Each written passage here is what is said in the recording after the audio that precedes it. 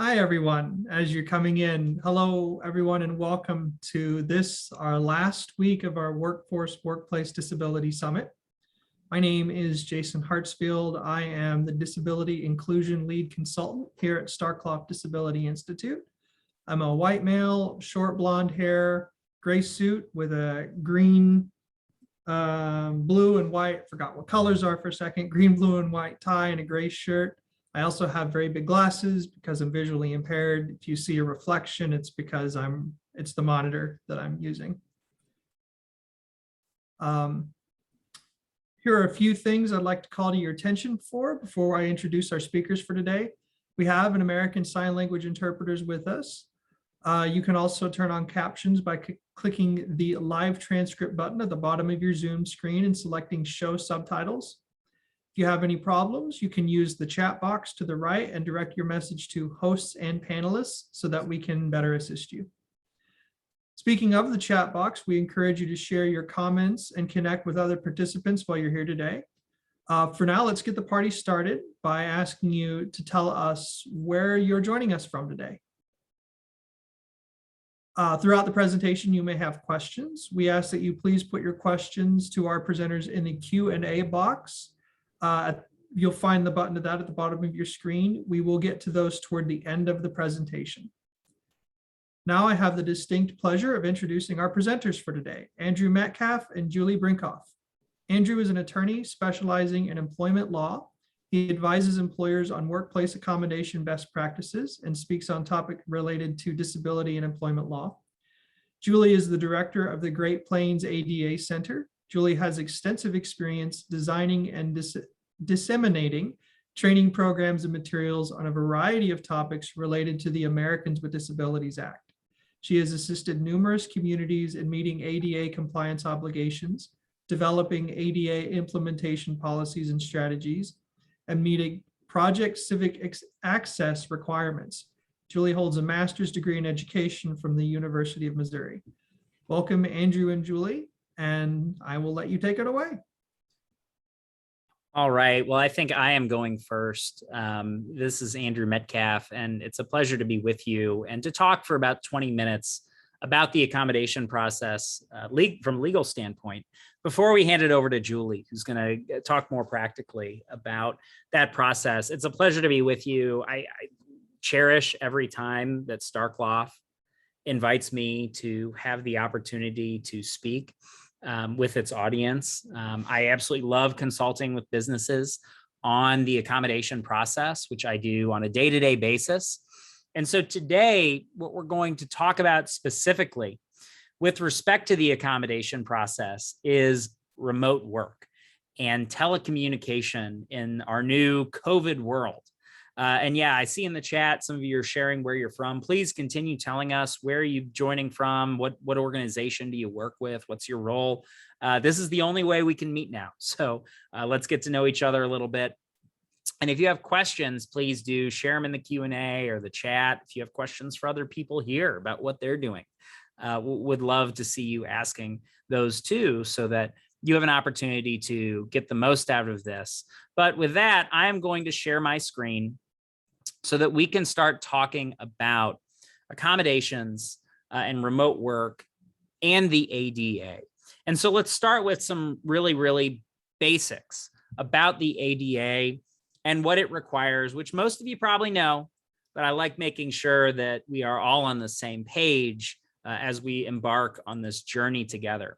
So as you probably know, the Americans with Disabilities Act requires covered employers with 15 or more employees to make reasonable accommodations for the impairments of people who have disabilities. And the idea is to remove barriers so that that work environment is accessible to people with disabilities and to workers with disabilities. I know from talking to you all right now, you have recruitment problems. You need to tap into that workforce, right, of people who have different abilities and different levels of abilities. And the accommodations process is designed to ensure legally that you're required to do that. But of course, I know many of you want to do that as well. And so when you have a person with a disability, what we're supposed to be doing is changing our policies, our practices, and the way things are usually done in order to make the workplace accessible to that particular person. That could involve physical changes to the work environment, like building a ramp or modifying equipment, installing new equipment, changing the structure of the buildings where people work. It could also involve restructuring jobs or even modifying work schedules to accommodate someone, for example, who has medical appointments that get in the way of the normal workday. It could involve providing sign language interpreters for meetings or allowing a service animal into the building, even though we usually don't allow dogs or other animals to enter onto our premises. It could also involve, in some circumstances, giving people time off work to recuperate, or transferring someone to a different position that might better suit the abilities and what they're able to do in your work environment. Another potential accommodation for someone would be to allow them to work remotely, if doing so would enable them to perform the essential functions of the job. There's that phrase you know and love, and I'm sure it's in all your job descriptions. If it allows them to perform the essential functions of their job, remote work could be an accommodation for a person with a disability. So here's the general rule. You have to provide accommodations to people with disabilities. It is a legal requirement.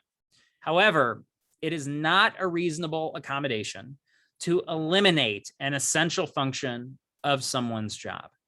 So for example, really easy example, what's one? If someone is a hairdresser, they cut hair, right? If they cannot cut hair anymore because of a disability, well, then maybe there's no accommodation we can make that's going to enable them to perform the essential function of their job.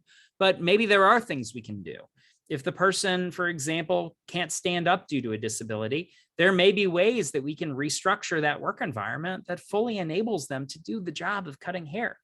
Now, with remote work, the question is whether, do the person's essential functions really require them to be there in person or not? Can they do the job remotely and perform the essential functions, or do they need to be there in person? Now, in the pre-COVID world, there, of course, were cases that came up in the last 30 years, the ADA, where employees were saying they needed to do the job remotely, and employers were saying, no, it's essential that you be here. It's in the job description. We need you here. We need you in person.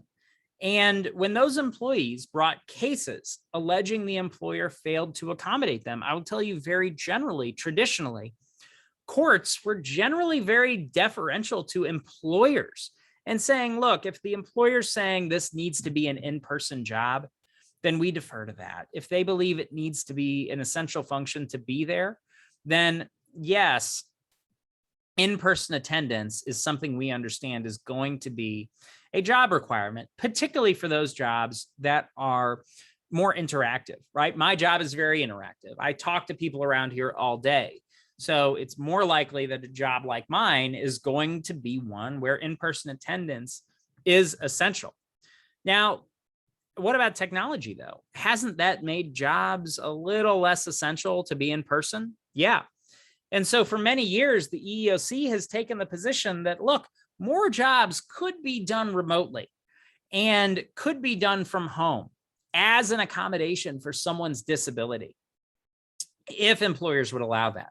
And so the EEOC has long taken the position that, look, employers, we know you're saying that it's an essential function to be there in person, but is it really? Let's look at this and let's look at what technology can do to create collaboration. And so in determining whether any function is essential, such that you don't have to eliminate it, including remote work, the EEOC has suggested factors that you should look at to decide, okay, do I need to excuse the employee from complying with this, or is it an essential function? Those factors include your own judgment as to which functions are essential, written job descriptions that say what functions are essential. Could do a whole nother presentation on those, but you probably have job descriptions that say what the essential functions are. We need to make sure those are accurately describing what the functions are and why, so that it's accurate. The amount of time spent performing the function, the consequences of not having the employee perform the function. If there's a collective bargaining agreement or contract, that might be informative. And the work experience. What are past people doing in that job? What's the current experience of people who are in similar jobs? Is that an essential function for them? So with respect to remote work, you can ask yourself, well, if let's say a person with a disability is asking to work from home as an accommodation, and we're pretty sure they have a disability. We're past that step. Next question is, can we reasonably accommodate them, or would it be eliminating an essential function to accommodate them? What can you ask yourself? Well, one, what does your job description say about in-person attendance and why? And I don't just want a bullet point in there that says in-person attendance required. A better job description would explain why it is that in-person attendance really is required to get that job done every day. Who are they collaborating with? How often? Why does it have to be in person? And what does it say about that? In addition, how much time each day does an employee spend on duties that require in-person collaboration or in-person attendance? What would be sacrificed if the person was working from home? Courts may literally get into how much time the employee is spending on those in-person tasks. And so I would rather you calculate that out before you make the decision to deny someone that accommodation of work from home. I'd rather us really calculate out, okay, what needs to be done in person and why, and how much time is being spent on that. Have past employees done the job remotely? Do employees in similar positions do the job remotely? If so, then it may be more likely that you should and are required to be providing that accommodation of remote work. So consider questions like that. And remember, when you're talking to the employee, it's an interactive process. You're going to talk to them about these questions, and you should be talking to them to really understand what are their answers to the questions. What are they saying are the essential functions of their job? What are they doing every day? And then deciding whether remote work is something that you can offer based on that. And remember too, that it's not just black and white, remote work or no remote work. Rather, there's a spectrum of remote work out there. And so, there are employees who you can have doing no remote work, right? They always have to be there. There are employees who you can allow to do some remote work. And there are employees who you can allow to fully work remotely, permanently, or for at least a limited time. I underlined on this slide the word some remote work, because I do feel that often in the interactive process, when we're negotiating accommodations with employees in that process, sometimes there are ways to come up with arrangements where someone is, at least for some time, working remotely partially and for a little bit of time. So that can be sort of a negotiation with the employee. And in fact, I'll tell you, the EEOC filed its first lawsuit related to accommodations in COVID-19. And it was a situation where an employer was requiring people to return to the work environment in person. And one employee said, I need to work remotely at least some of the time because I am so at risk due to COVID and the disabilities that I have, that if you don't allow me to work remotely at least some of the time, I'm going to be really increasing my risk. And I'm not comfortable doing that. I would like you to accommodate me by allowing me to work remotely at least some of the time, as I've been doing throughout COVID. And so that's an example of, well, maybe what the employer should be doing is assessing, does the person have a disability? 2, does the person have a disability through which remote work could enable the person to overcome their limitations and be a productive member of this work environment? And 3rd, can we grant that? Or do we want to litigate that, right? Is it something we want to challenge because we truly believe that it is an in-person job and can't be done remotely? So consider that, and whether those are factors that you want to consider, and whether you want to try the accommodation out. I'm often telling employers, try it out, right? Let's see how it goes. And be candid with the employee that, look, we're not sure if this is going to work yet. We're not sure, but we're going to try it. We're going to give you the chance. And if it doesn't work, we'll revisit it. And if it does work, great, right? And in trying it out, you can consider factors like the employee's performance. Maybe you're worried that the person shouldn't be working at home because they're not responsive at home, or you're worried they're spending too much time doing their laundry and not enough time working, right? Those can be considerations on whether it's reasonable to grant them a work from home accommodation for all or part of the time. But trying it out and giving it a chance can give you a chance to see that and show you're treating the employee fairly. So as I come down to my last 3 or 4 slides here, how does COVID-19 affect whether you are giving remote work as an accommodation for a person with a disability? Well, here's what I'll say about that. Remember how I said courts used to be very deferential to employers when they said, oh, this is an in-person job. It has to be an in-person job. And the EEOC, to some extent, may have been deferential to that. Well, ask yourself, for the past year and a half, have those still been in-person jobs? The thing to consider is, if you've had people working from home on a regular basis to do their jobs, and if that's worked, then when you're requiring people to come back to work and someone asks to work from home as an accommodation, you have to ask yourself, well, wait a minute. If we've been allowing this job to be done from home during COVID-19, is in-person attendance truly an essential job function? Because if the person has a disability that requires accommodation, then we're required to give the accommodation unless it would lead to undue hardship or eliminating an essential function of the job such that it's an unreasonable accommodation. And it may be difficult to say, well, we had this person doing the job remotely for a year and a half, but now they're back and we need them to be back. That's a requirement again. Now, there may be ways to say that, right? Maybe you did sacrifice essential functions of the job during COVID, and you need to bring it back to the standards that you had before. But again, think about whether there are compromises that can be reached. Could you have the person work partially from home as an accommodation? And how would making the job remote affect other situations in the future? Maybe not a legal consideration, but certainly a practical one. You need to make sure you're treating everyone fairly and giving them that equal opportunity. So you might be thinking about how this affects you in this decision beyond this one employee.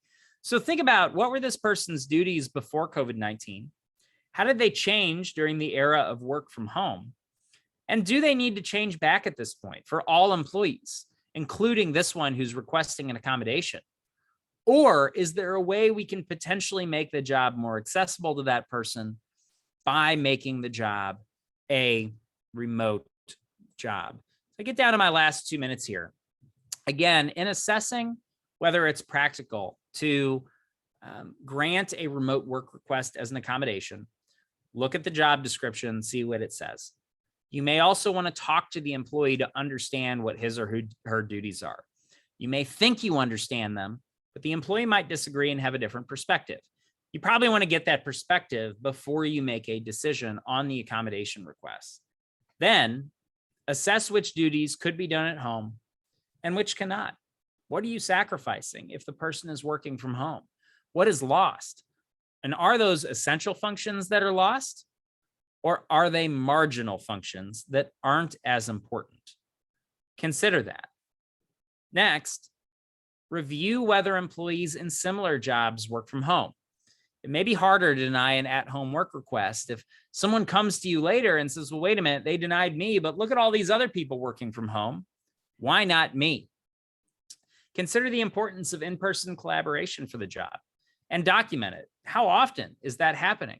How important is it? How critical is it? Then is there a way that we can make that in-person collaboration something that's virtual through something like Zoom, for example, or Teams, or whatever your poison is? We might also consider the employee's job performance. If it's a very strong performer and has been a very strong performer at home, you might consider that. If the person has not been a very strong performer at home, that might go into the decision that you make about reasonableness of the request. The next step, of course, is going to be granting or denying the request. That's going to involve seeing if there's an alternative accommodation, explaining the rationale for your denial, including a justification of what the essential functions are of the job. You're going to want to back that up in your internal documentation, and also be candid with, I encourage being candid with the employee about it. and talking to the employee about why it is that you cannot require at-home work, fully or partially, perhaps. Granting the request. If you grant the request, we want to document that too. And we probably want to document the parameters of it to the employee and internally. So is this granting it provisionally?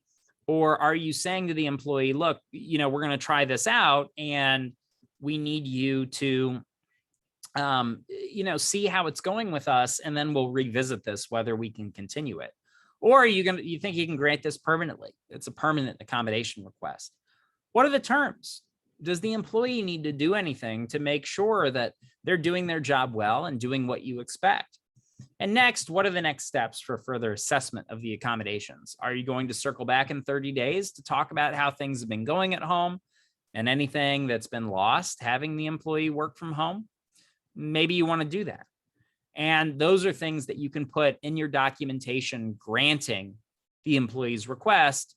And that can be important, because if you come back later and you say, this is not working, the at-home work is not working for us, well, you might point to that letter you sent and say, look, we told you we were going to revisit this and keep assessing it and continue talking about it.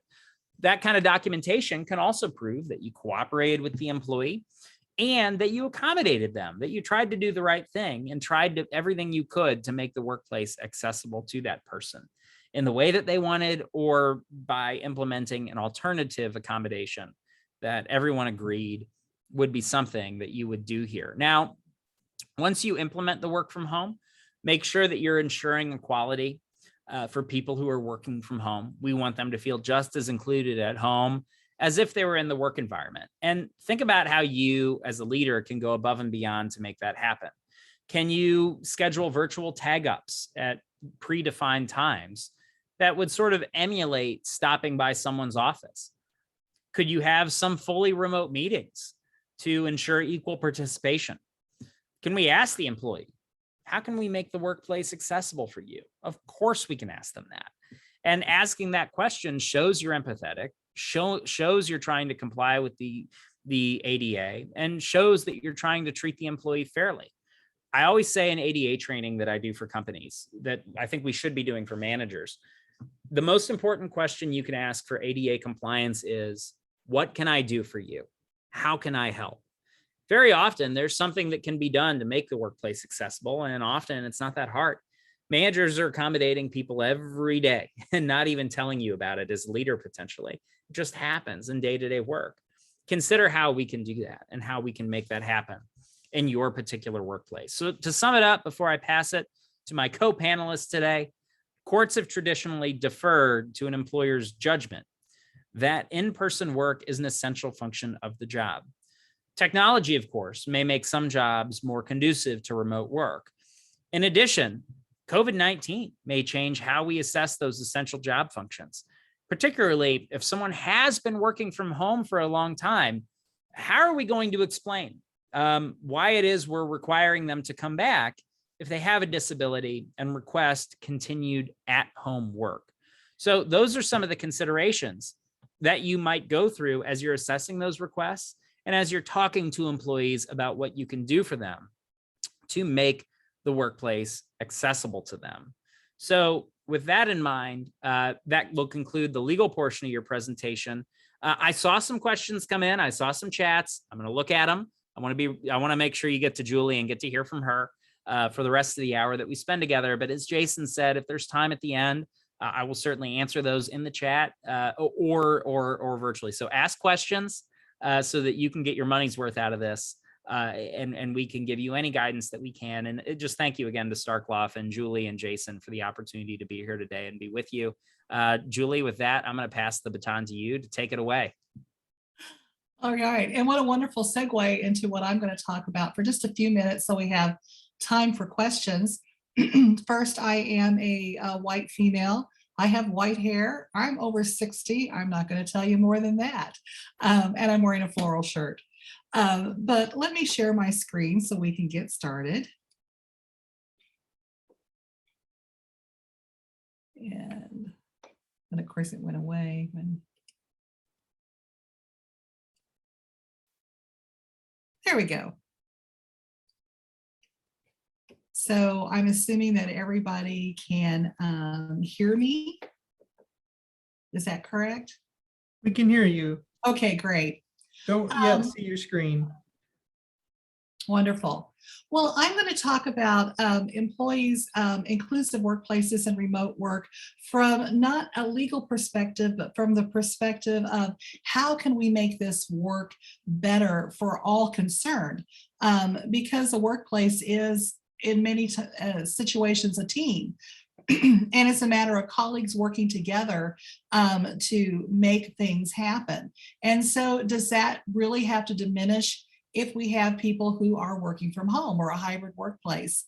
And as Andrew was saying, the pandemic has made it clear that telework is more prevalent and more successful than ever before. We've learned so much. You know, when you have a sizable part of the population just go home at the same time, we really were in a national experiment about telework, and we learned an awful lot.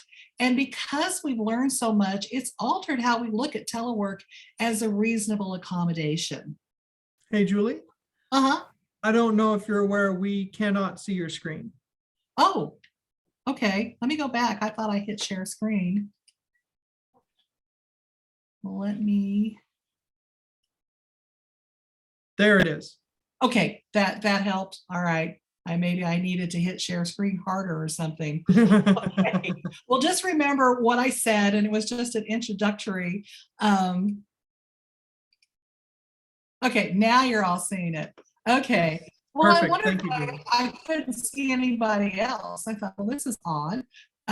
Okay, so this was my first slide that you missed, but it's just an introductory slide.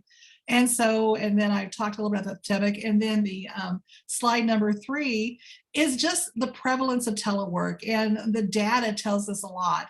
So 37% of jobs in the US can be performed entirely at home.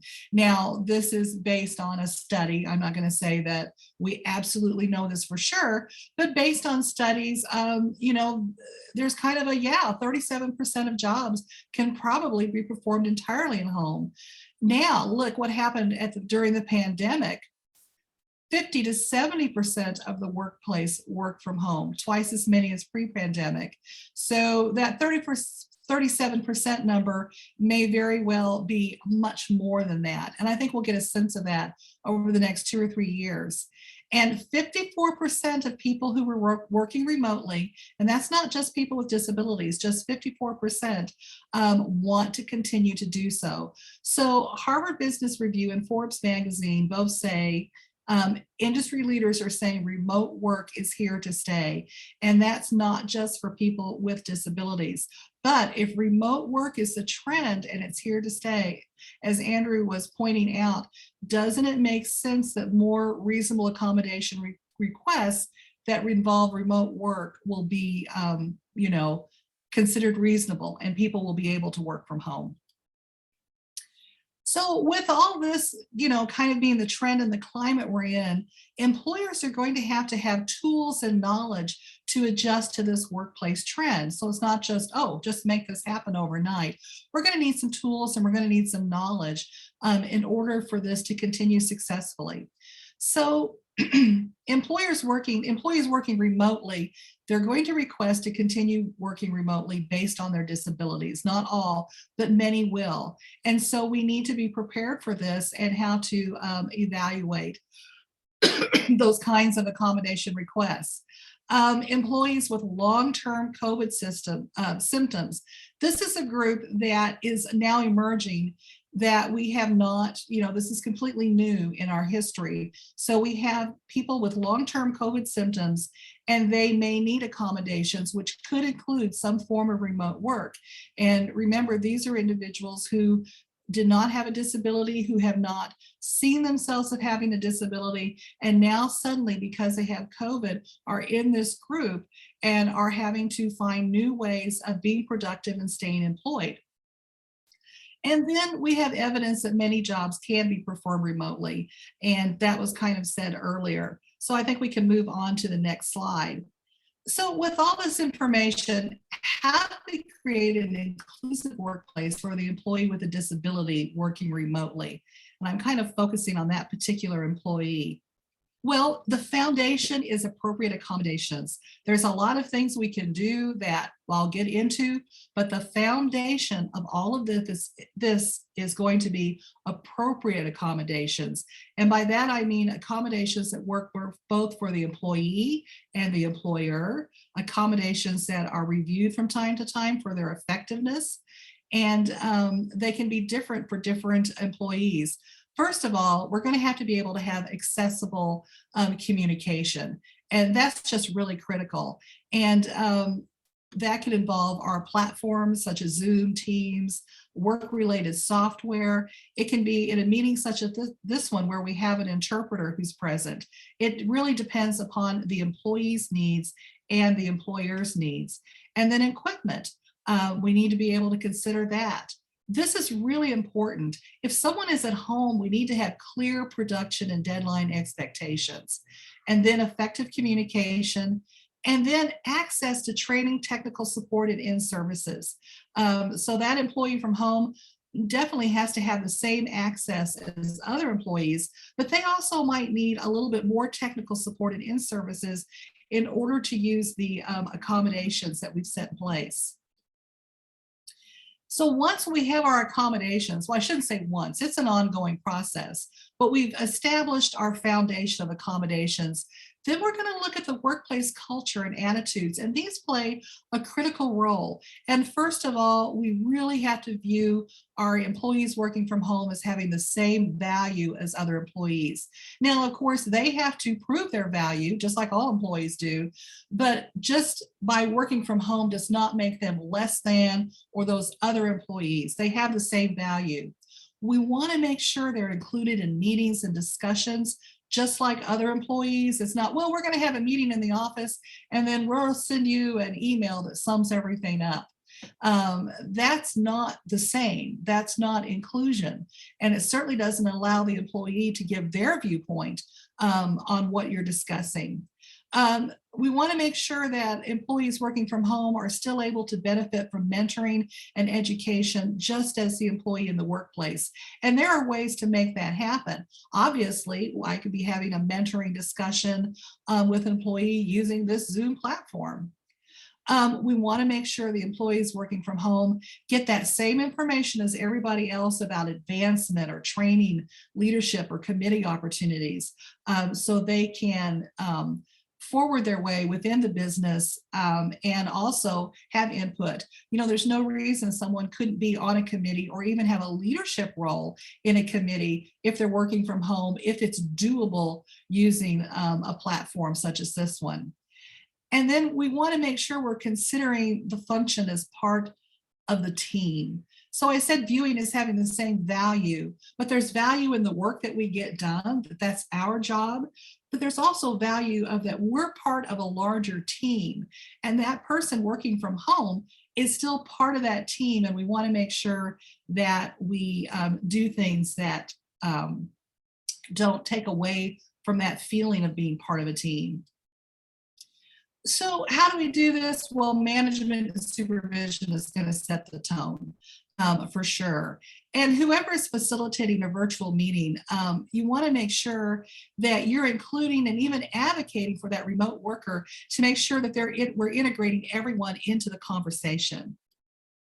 So here are just some quick things. I want to make sure I don't go over in time. Some quick things that can help meetings along. And this is really in all meetings, whether they're remote during an on-site meeting or a hybrid meeting, but you want to avoid overtalk and side conversations. And that can be pretty easy to do when you have one person on a screen and everybody else is sitting at a table. So whoever's facilitating that meeting needs to kind of watch out for that and direct that away from the overtalk where we're talking over someone else and then little side conversations, because that isn't going to have create full involvement. And before speaking, employees should indicate who they are. This is especially helpful for people with sensory issues such as hearing and vision. So it doesn't have to be cumbersome, just a quick, hey, this is Liz. Like if I were in a meeting, I'd say, oh, hi, it's my turn to talk. This is Julie. And that way, the person who is participating remotely is very aware of who is speaking. Or the facilitator can do this and just, Julie, do you have, or Liz, do you have something to add? Liz is going to speak now. And that way we're very clear on who is saying what. And being able to see everyone's faces during meetings does make communication easier for people with many types of disabilities, not just sensory disabilities, but also some of the cognitive disabilities. And there's a lot of research, I won't go into each bit, but trust me, there's a lot of research that shows that being able to see someone's face while they're speaking makes the communication more effective, makes what the person is saying easier to understand. And then there's also a meta communication, which is really important. I hope I'm giving a kind of a pleasant demeanor right now, and I'm looking kind of excited or interested in what I'm saying. That meta communication going along with what I'm saying also conveys meaning to everyone in the group.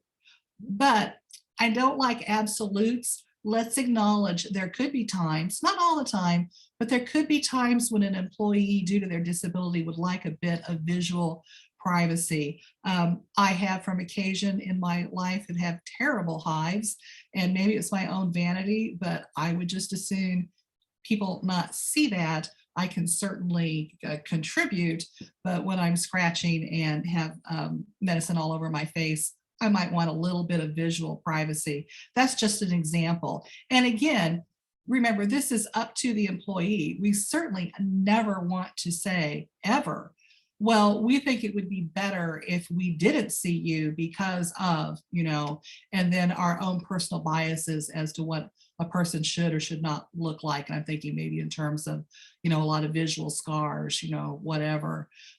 We never want to do that because that's just discrimination. Okay, we also want to kind of the way we talk about the person who has become now a remote worker. There's a sensitivity, and we don't have to walk on eggshells or be really concerned about everything we say. That won't help make a sense of team. But I have on this slide some little comments like, we can really use you in the office right now. And this was pointed out from a really good article in the Harvard Business Review about psychological safety looks like in a hybrid workplace, which is kind of a fancy way of saying, I feel like I'm part of the team and I don't feel like maybe I won't have a job next week because I'm not in the office. So things like, we could really use you in the office right now, or we really miss you. When are you coming back? If you're hearing that over and over again, that tone may be, things aren't really working well because you aren't in the office, but we're kind of putting up with this. And so you want to be careful what you say. And, just good, candid discussions in our training about communication, about these kind of issues, I think are important. And I also think it's important to incorporate this kind of training universally, just talking about how we talk to each other, all employees, is an important thing to do, and not something that we kind of pull out and just do for people with disabilities, or we're just going to talk about this in terms of our remote workers. We should just add remote work into our overall training about communication and office sensitivity. And this was, I never would have, well, I think about it, but this was so good. Another Harvard Business Review article that Andrew was kind enough to send to me. And I looked through it and said, this is wonderful. Don't forget to have fun. And my slide is of a Christmas, obviously office Christmas party, and someone is joining in from home. And I'm not just talking about social events and parties. We can have just some time to chat at the beginning of a meeting so we can all catch up. Those little 5 and 10 minute interactions are important. They help us create that sense of team. They help us create that sense of wherever you're located, you're still a part of this team. And don't forget to invite remote workers to workplace social events. They may be able to attend those events. And if they can't, they may be able to join remotely. But if someone who normally works from home comes to a social event, there should not be judgment. Well, if you can't, if you're in a situation where you can't come into the office every day, Why are you here just for the fun events? There can be a lot of reasons that someone is there, and someone you don't know might be making a very great effort in order to enjoy and celebrate with their colleagues. So no judgment there. And now let's rethink how productivity is measured. And I think this can be one of the greatest challenges for a supervisor, but we can have our expectations for communication. We want to establish that, make it very, very clear. Like, I need an email from you whenever this happens, or I'm going to need to meet with you at least once a week virtually.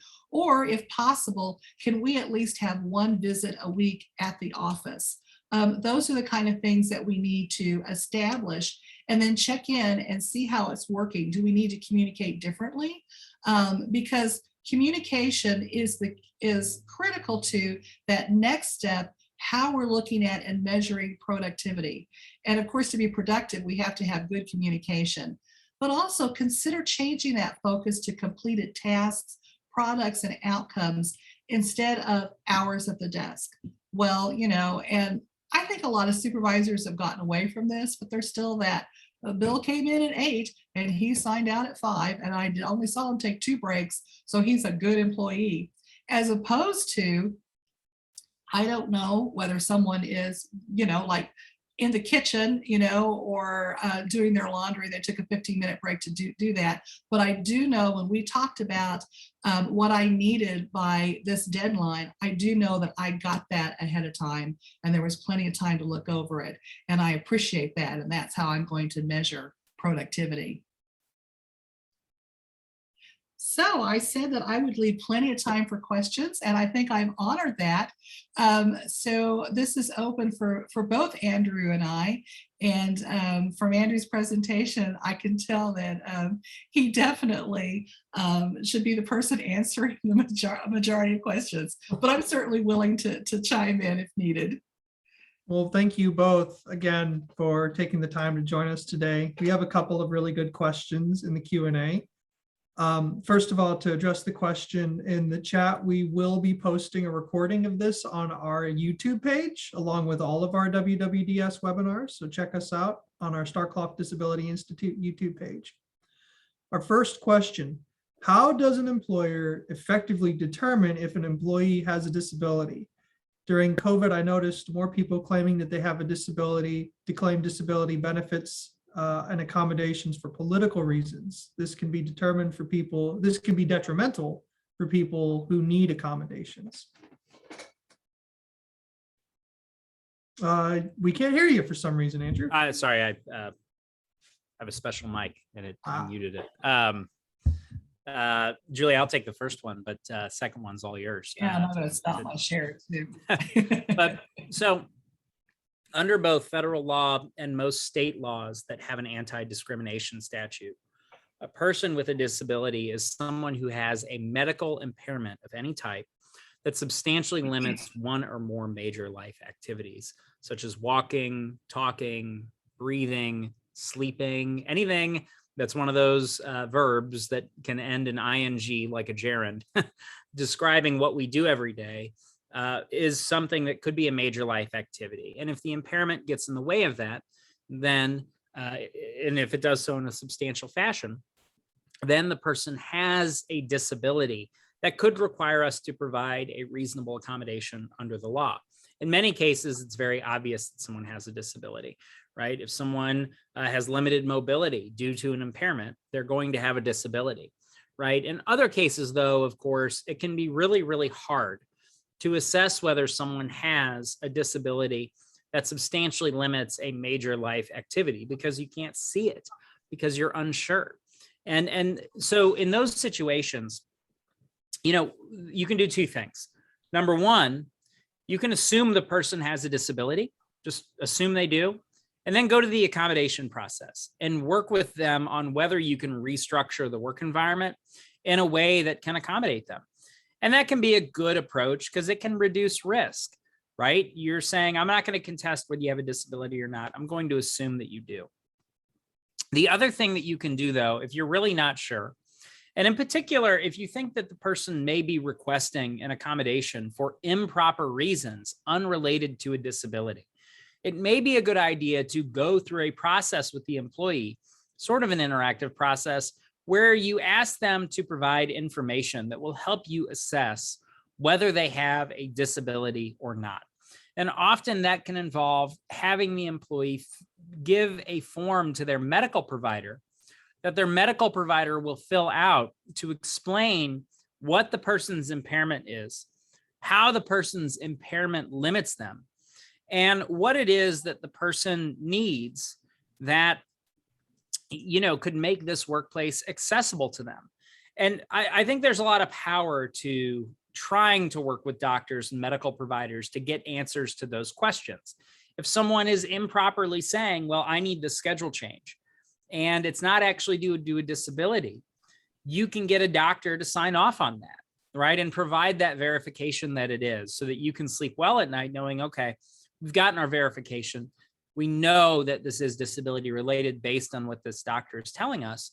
Or in contrast, you might have someone say, their doctor say, no, I'm not granting that accommodation request. I don't think this is related to a substantially limiting impairment. So people objecting to vaccines and taking them for medical reasons. You can get doctor verification of that kind of thing that's going to help you make that decision about whether the person truly has a contraindication that's a disabling condition. And the doctor can sign off on that, and then you can assess what the doctor gives you. The second way that asking for a doctor's note can be helpful, and I usually don't ask for a note, but I usually customize these, or like to customize what I send to the doctors to get the right information back. The second way you can do that is to assess the safety risk to the employee. So I'll give the example of someone who has epilepsy and may suffer from seizures as a result of that, or may suffer from seizures as a result of another condition. There may be certain work environments where that person is that you are very, very nervous about having that person work. And rather than putting that on your own shoulders and sort of making the conclusion yourself about whether, the person can safely work in that environment, you can put it on the doctor by sending the doctor a letter that says, okay, this person says they have, they have a disability, and they say they can work in this manufacturing work environment around these machines. And doctor, we're telling you, if the person had an accident or tripped and fell around those machines, it could lead to serious injury or death. Here's a photo of the thing. This is what would happen if they got caught in it. Are you certifying to us that this person can safely work on this machine? How often might there be an incident where the person is not safely working around it? And what would happen in such an incident, right? Asking those questions to the doctors can be very useful, because now the doctor's thinking, okay, wait a minute. Now I see the work environment. I'm worried. I'm worried about saying this patient can safely work in this environment. We need to be thinking about a different position for this person. We need to think about an office position where if they fell or if they had a seizure, the risk wouldn't nearly be as substantial. We need to think about transferring them or getting them on a different medication that's going to reduce that seizure risk. And so it can be, and the last thing on that with the doctor verification to verify disability, I find that companies have forms that they use to verify this that ask sort of the same standard questions. And look, law firms put those out. They can be a very useful starting point. But I find if you're truly trying to assess whether someone can be in that work environment, whether it's safe for them to be there and what you can do, it is often more helpful to draft a customized letter to the doctor to say, hey, these are the essential functions we're worried about. Maybe it's in-person attendance. How hard is it going to be for the doctor if you just send the job description and you send your form and you say, can this person do the job? Do you really think the doctor is going to go through every bullet point under essential functions and talk to the patient about it? Well, that's a lot to ask of the doctor. It is a lot better perhaps for every party involved if you send a letter that says, look, we're worried about in-person attendance. What can we do to enable that? Or what does this person need? How many days at home due to this disability? In what way?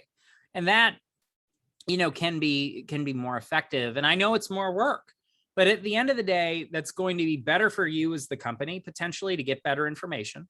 It's going to be better for the doctor because they're going to be giving better information and not having you coming back for clarification. And ultimately better for the employee too, because there's going to be clear communication throughout that interactive process. So certainly, I don't think you need to challenge someone's disability or questioning it in many situations where it's very obvious that the person has one, or you just want to go that route of going to the accommodation process, which is what the EEOC regulations encourage you to do. They tell you, don't question the disability, try to accommodate and go to that process. And I encourage employers to do that too.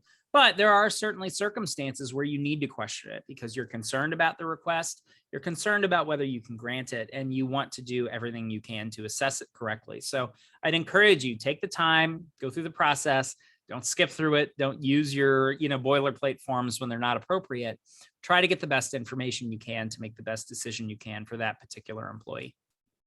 I have a quick follow-up question for you, Andrew, because I can hear the warning bells going off in the heads of a lot of people that with disabilities out there.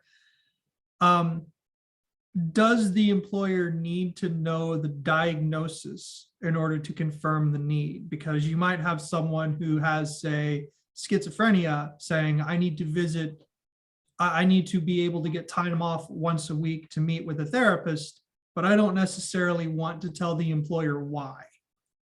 Yeah. And so it depends on the nature of what we're dealing with. In California or other states, there are actually additional state prohibitions against asking for a diagnosis. And so that's a great question, Jason. And I'm not an expert on laws of states outside Missouri and Illinois, but that's about the extent of my knowledge or understanding, at least, of what's going on there. But very often, to your point, Jason, employers can assess whether accommodations are appropriate without getting into actually what the impairment is. What you're going to focus on, again, is the most important question I said in the middle of my presentation: what can we do for you?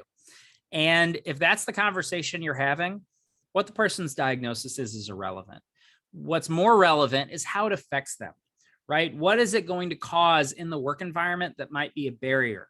And what can we do as the employer to explore removing that barrier, to see if we can make it an accessible workplace to that person? And so we might look at our forms to see, are we asking that question and are we permitted to ask it? But also, do we need to ask it? And if someone doesn't want to give it, can we go ahead and continue with the process by focusing on what we can do for them and focusing on how we can serve them and how we can make the workplace accessible to them?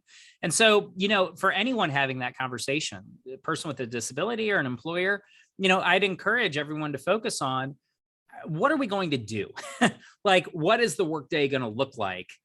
And often that doesn't really need to focus on necessarily what the impairment is. Now, often, as we know, that's going to come out, what the impairment is. It's going to be known. But certainly, if it's a sensitive conversation and that isn't what the focus needs to be, it doesn't necessarily have to be based on the situation that you're dealing with.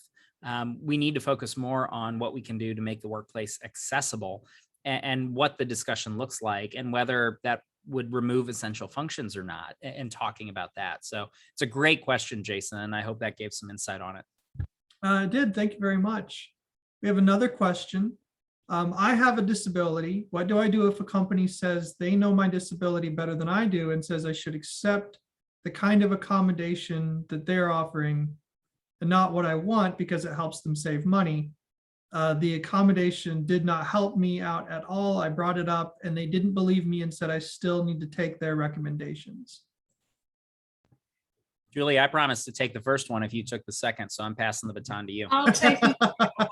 Well, but feel free, anybody, Andrew, to jump in if I'm kind of straying off the legal path here. When we talk about reasonable accommodations, there's something called the interactive process of reasonable accommodation, and this is really, really important. And in fact, the courts many times have found, in favor of employees simply because the employer didn't engage in that interactive process, regardless of whether the accommodation was reasonable or not. So we have to engage in that interactive process. So that's a conversation between the employer and the employee. And when I say interactive, it is a conversation between both sides of the issue. So it's not the employee, this is what I want, this is what I have to have, or the employer is saying, no, we're not going to do this, or this is what you are going to get. If the conversation goes, the goal of that conversation is what accommodation is going to be most appropriate for both parties that will result in your being able to be effective in the workplace. So I would say if an employer just refuses to listen to your assessment of an accommodation, then they're not engaging in that interactive process. But on the other hand, the employee needs to realize that ultimately it's the employer that makes the decision as to what the accommodation will be. And if an accommodation is just as effective, it doesn't necessarily have to be exactly what you asked. This is a real complicated question, and it can really vary from person to person. But I think I've kind of given you the basis of this. And so I think what you do is you go back to engaging in that interactive process, and you can ask, I would like to engage, in revisiting this accommodation in that interactive process and discuss how effective it is for me, maybe why it's not effective and what I need, and not get too hung up on the, well, I want this and they say, they want that. But really both parties should be looking at what is going to be the most effective. And remember, again, the workplace can decide that an accommodation is not reasonable, but that's only based on whether it's an undue hardship, an administrative burden, direct threat to health and safety. And so you can ask, you have every right to ask, well, what are the reasons? How is this an administrative burden, or how is this an undue hardship? And the employer should be prepared to answer that question. How did I do, Andrew? Right. Well, an interactive process is the name of the game. I can't give Yeah. advice on specific situations. Exactly. And I advise employers, not employees, but it is something where everyone sort of needs to stand up for themselves and communicate. And Mhm. I'll tell you this, I don't think in 9 years of doing this job, I've ever come across an interactive process where I felt there was too much communication. And I'll let you all know if I ever do. But certainly communication is key, and that's the nature of the interactive process, and it's going to be a back and forth. I'll also mention my only pitch I'll give to you is please connect with me on LinkedIn. I'm going to put it in the chat. That's our only way of connecting right now. A lot of you are from Missouri. I'd love to get to know you better and hopefully see you again soon. So I just wanted to say that as we sort of wind down and pass it back to Jason and the Starcloth team, and just thank them again for having us for what's always a great program. Jason, what you guys are doing is so important in St. Louis and beyond. And I'm just always so honored to be a part of it with you all in a little way. Well, thank I'd you. like to add one more thing, in terms again of resources. And I know this is a national group. So the ADA National Network, they have regional centers such as ours, 10 of them across the United States. You can access them through their website. Real easy, adata.org. www.adata.org, a wealth of information on the site. And from that, you can figure out where your regional center is and call them for technical assistance. Another great resource for accommodations, especially if you're trying to kind of educate or work through with your employer, is the Job Accommodation Network, askjan.gov or .org. Or you can just put in Job Accommodation Network, just Google it, and it will pop up. And it's a wonderful resource for anything related to job accommodations. So that's my spiel there. I knew what you were talking about as soon as you started sharing it. I'm like, we need to make sure that everyone knows about the ADA network at ata.org. I'll close by thanking you both. We always really value your knowledge, your input, your willingness to share your time and all of that wonderful knowledge with us and with our audience. I always learn a bunch. I've taken to telling the classes that we teach, you have to understand is a job accommodation is a negotiation. It's a conversation. You might not get the first thing you want, but you will get what you need. The employer might not get everything that they want, but they will get what they need as long as you engage in that conversation. So with that, everyone, this concludes 2021's Workforce Workplace Disability Summit.